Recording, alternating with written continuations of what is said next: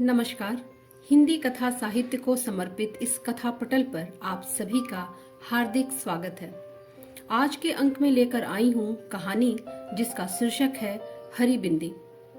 हर स्त्री के श्रृंगार में शामिल बिंदी को कथा का विषय बनाया है प्रख्यात लेखिका मृदुला गर्ग जी ने।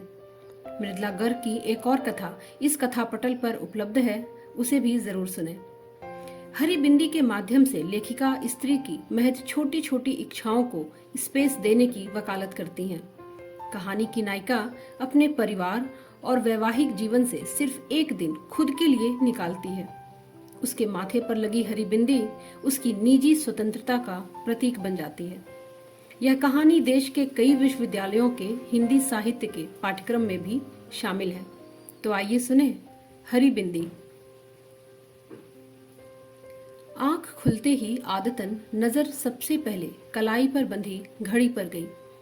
सिर्फ 6:30 बजे थे।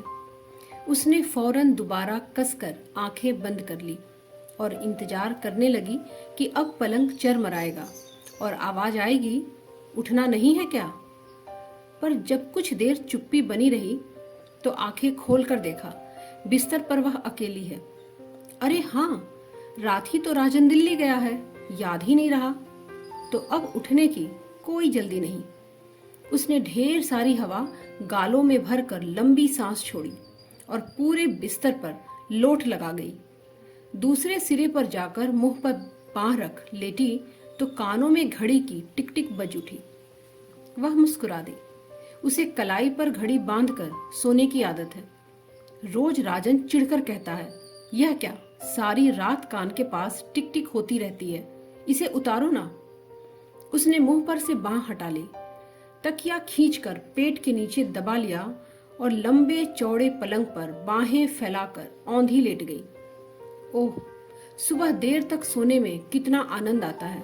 राजन होता है तो सुबह 6 बजे से ही खटर पटर शुरू हो जाती है।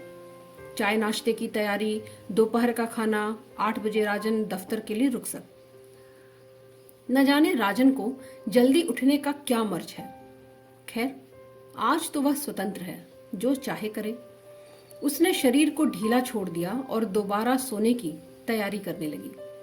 फिर आंख खुली तो 8:30 बज चुके थे। उसने एक प्याला चाय बनाई और खिड़की का पर्दा हटाकर बाहर झांकने लगी। दूर तक धुंध छाई थी। आज जरूर बरसात होगी। उसने सोचा, उसे धुंध बहुत भली लगती है। जब मालूम नहीं पड़ता वहां कुछ दूर पर क्या है तो अनायास आशा होने लगती है कि कोई अनुपम और मोहक वस्तु होगी। मैं भी खूब हूं, उसने मुस्कुराकर सोचा। मुझे धुंध में खुलापन लगता है और सूर्य के प्रकाश में घुटन।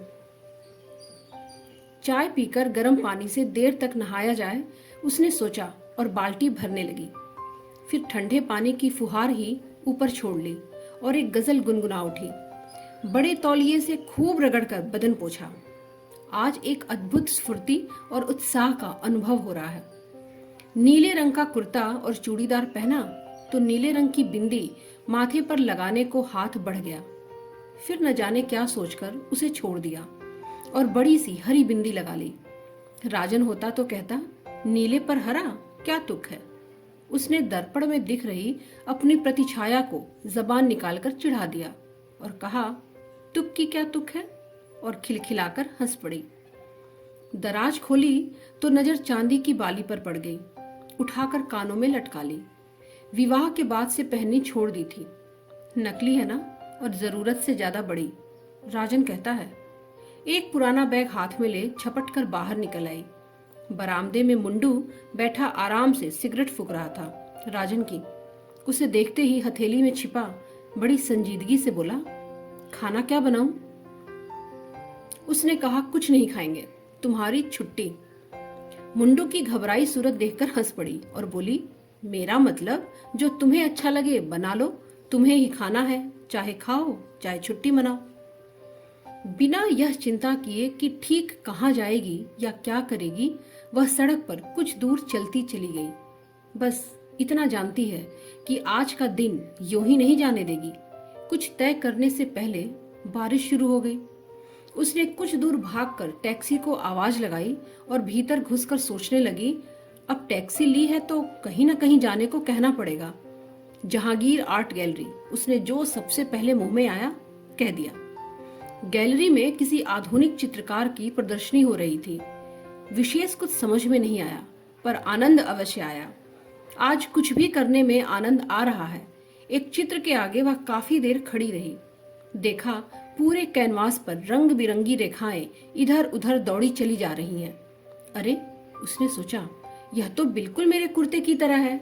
और वह जोर से हंस पड़ी, इतनी जोर से कि पास खड़ा एक दढ़ियल उसे घूरने लगा। कहीं यही तो चित्रकार नहीं है? बेचारा, जरूर चित्र अत्यंत त्रासद रहा होगा। उसने चेहरा गंभीर बनाया और दढ़ियल के पास जाकर विनम्रता से कहा, सॉरी, और बाहर निकल आई।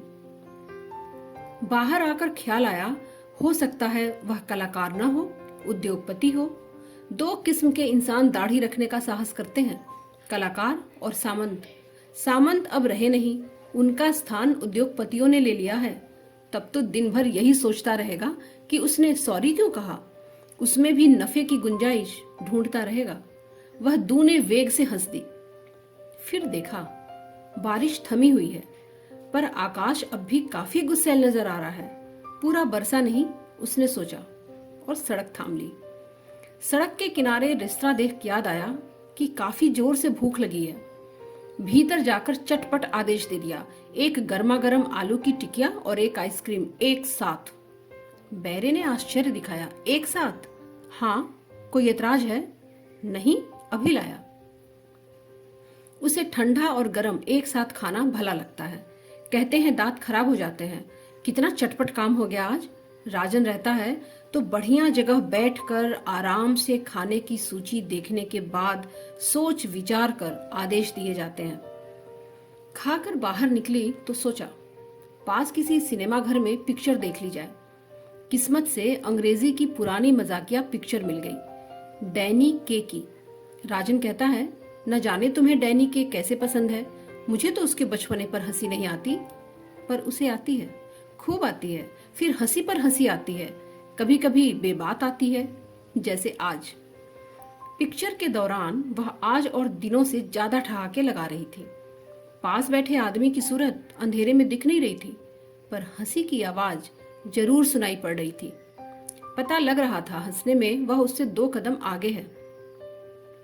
अदाकार की एक खास बेचारगी की मुद्रा पर वे इतनी जोर से हंसे कि उनके हाथ आपस में टकरा गए।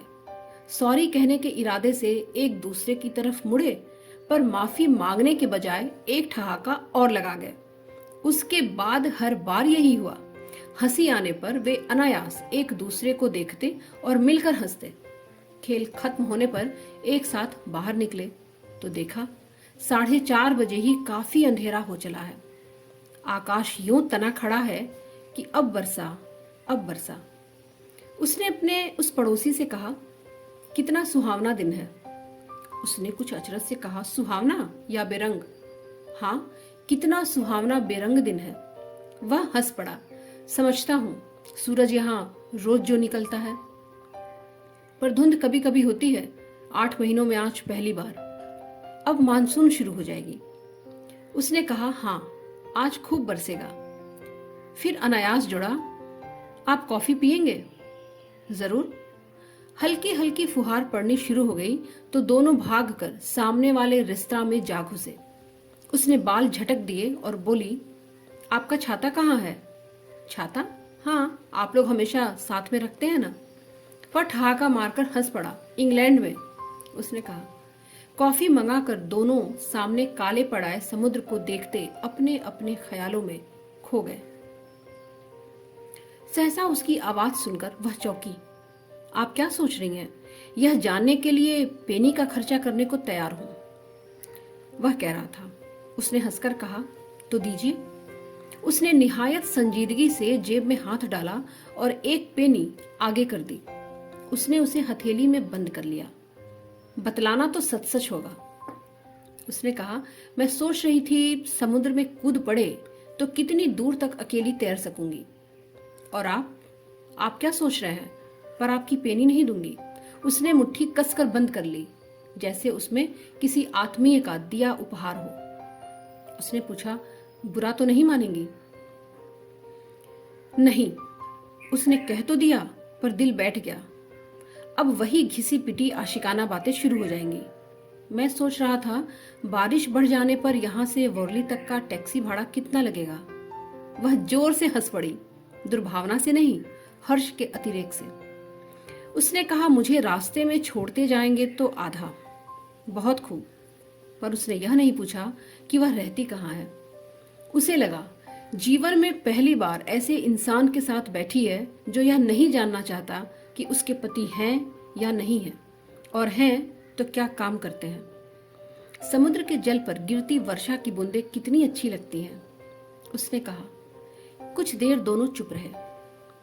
अतिथि ने कहा, प्रशांत महासागर पर जब जहाज आता है तो उसके अग्रभाग से चिरता जल चांदी की तरह चमकने लगता है।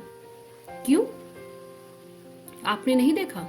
नहीं, मौका मिले तो देखिएगा। उसने हल्की ईर्ष्या के साथ पूछा, आप बहुत घूमे हैं? वह याद करके मुस्कुरा रहा था। हाँ, बहुत। सबसे अच्छी जगह कौन सी लगी? जब जहां हुआ। वह हिचकिचाहट के साथ मुस्कुराया। पता नहीं वह समझे या ना समझे। वह हामी में सिर हिलाकर मुस्कुरा दी।